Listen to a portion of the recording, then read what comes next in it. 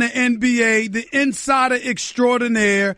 I'm proud to call him a colleague. He's been doing it up for many, many years as an elite insider on the National Basketball Association. I'm talking about my buddy, the one and only Adrian Wojnarowski. What's going on, buddy? How you doing, Woj? Steven, I'm great. Thanks for it's an honor to be in the studio. It's the first time we're in studio together, Woj. I love it. Oh, I love it. I love it. Listen, let's get right. This is big time. No question. Thanks to you. Let's get right to it, because obviously you broke the story about the drama going on in Cleveland. So just encapsulate it for us all. They get blown out by Oklahoma City Saturday. Somehow they score 124 points and still manage to lose by 24, which is just a rarity in NBA annals.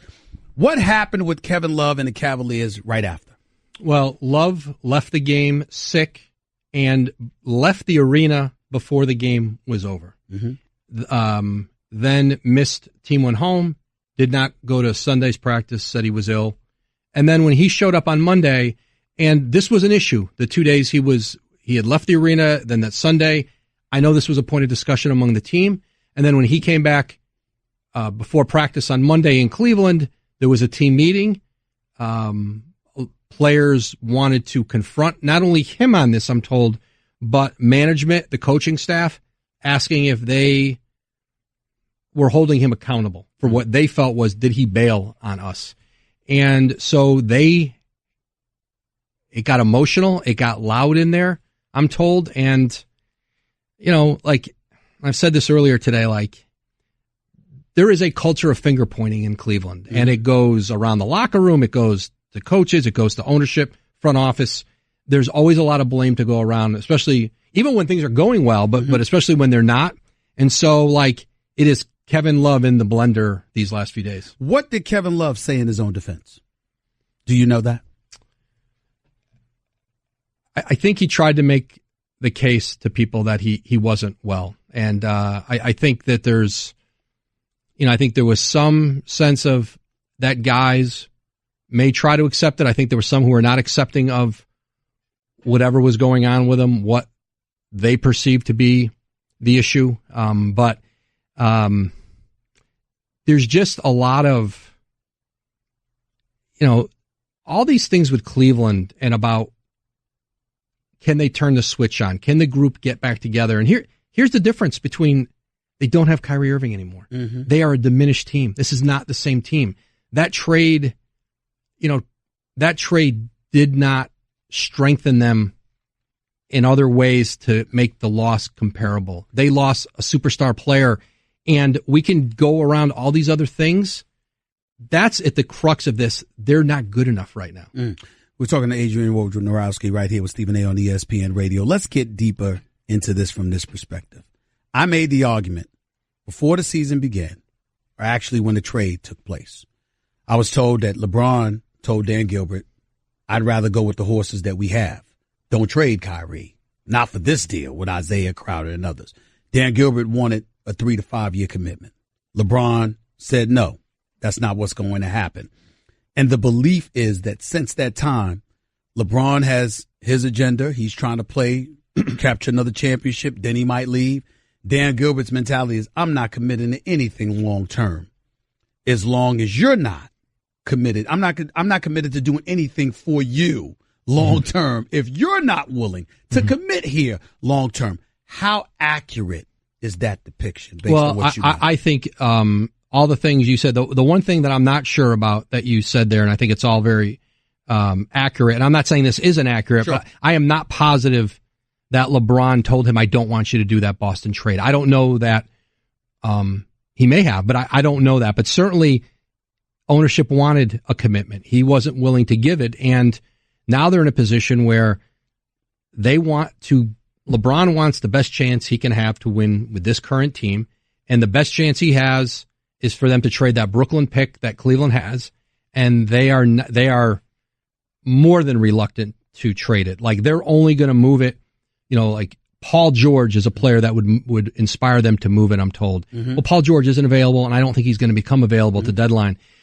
Or a really good young player on his rookie contract, and those guys don't become available. So they're going to hedge their bets in Cleveland right now on their future, because if LeBron's going to leave, they're not going to turn that pick into somebody who could just be a rental. One could have argued that if LeBron decides to get up and leave, you still would have had Kyrie, who had 2 years left on this deal. So why move him? Why did Dan Gilbert move Kyrie Irving? Why did he capitulate to Kyrie's wishes?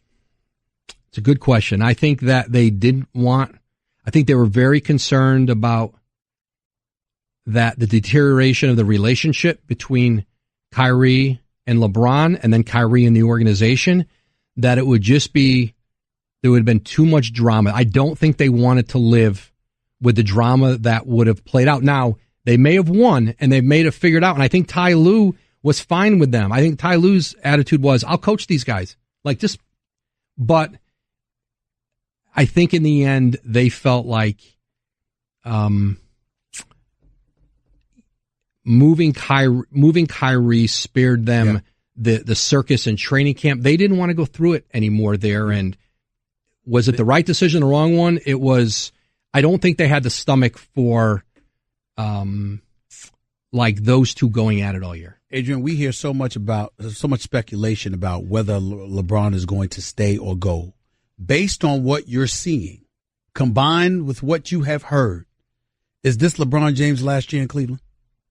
I don't know. Because I think free agency, I think there's points where a guy is pretty convinced he's going to go one way or another. Like last summer, he may have been convinced, I'm going to go somewhere else. And then guys change their minds so much. They just do. Anybody who has a big decision typically changes their mind. You go through it and things change. And a place that might look appealing to him last summer may look less appealing by July 2nd or July 3rd.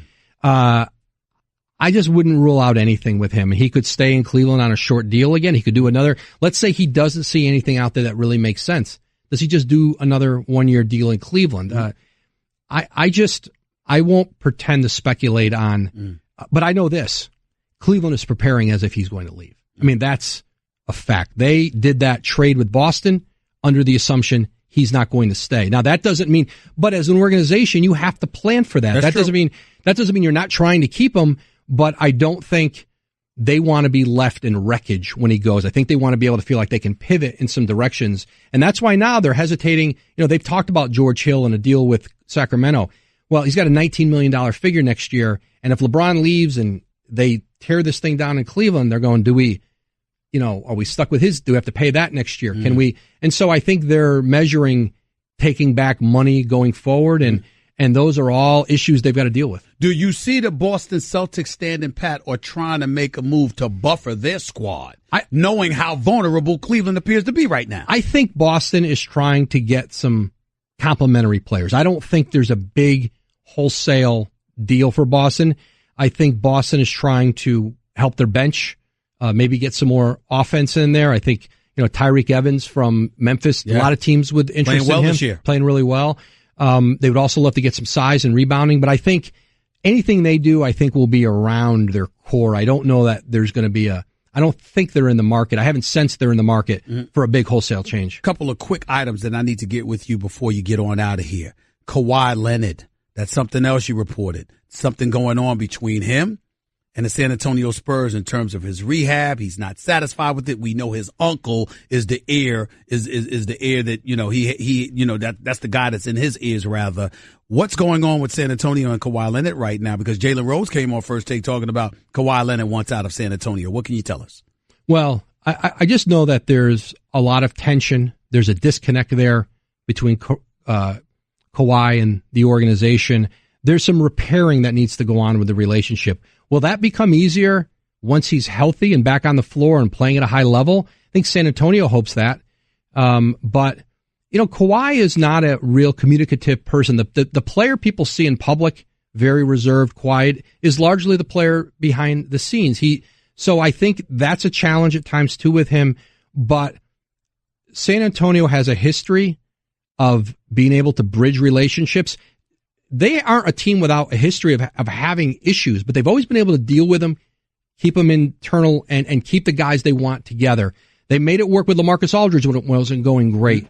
So I still like their chances of figuring this out because I think Kawhi Leonard's about winning, and I still think they can find ways here to put pieces around him and keep going as Ginobili and Parker now fade toward retirement. Real quick, why is Jason Kidd gone as coach of the Milwaukee Bucks? Underachieving this year, in the 8th seed right now when they thought they'd be fighting for a top 4 seed. And I just think a new general manager in Milwaukee, John Horst, who replaced the GM, John Hammond, who didn't hire Jason. He was hired by ownership. I think they're giving John Horst a chance to hire his guy and put a GM in place who he feels aligned with. Last question, Paul George in OKC. Trading deadline's approaching February 8th. I know he's not going anywhere before then, but in the same breath, Oklahoma City's got to lure him in, make sure he wants to stay. How keen are they on keeping him, and how keen is he on staying in Oklahoma City based on what you're hearing? Oklahoma City's determined to re-sign him, but they also knew this. He wouldn't be ready to decide by February 8th. That his decision would be built around how deep do we go in the playoffs? How does this season finish? What do I think the hope is? What can they do at the trade deadline to maybe improve the team? And I think he's kept an open mind on this the whole year. I know he has an open mind. He's enjoyed his time in Oklahoma City.